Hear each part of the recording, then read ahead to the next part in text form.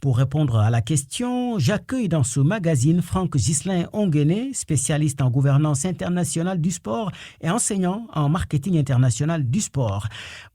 Alors, on vient de voir combien énormes sont les enjeux économiques autour de la CAN. Ce tournant peut-il être ou est-il déjà le véritable moteur de l'économie autour du sport en Afrique? Bien sûr, de très très loin. Il faut rappeler que la CAN est la troisième plus grande compétition de football au monde, après la Coupe du Monde et l'Euro.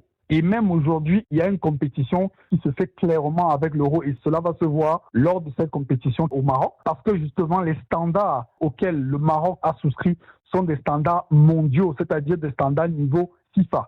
Et il faut dire également que même au niveau du traitement des équipes, des médias, c'est quelque chose vraiment d'énorme. Donc oui, la CAN aujourd'hui est clairement l'un des moteurs économiques et surtout l'un des moteurs diplomatiques les plus visibles. Issa Hayatou avait clairement compris dès 1996, avec la Coupe d'Afrique en Afrique du Sud, que clairement ce tournoi-là serait le principal moteur de développement du continent africain et on le voit aujourd'hui à travers les récentes éditions.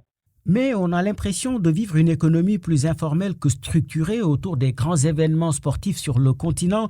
Partagez-vous d'abord ce constat?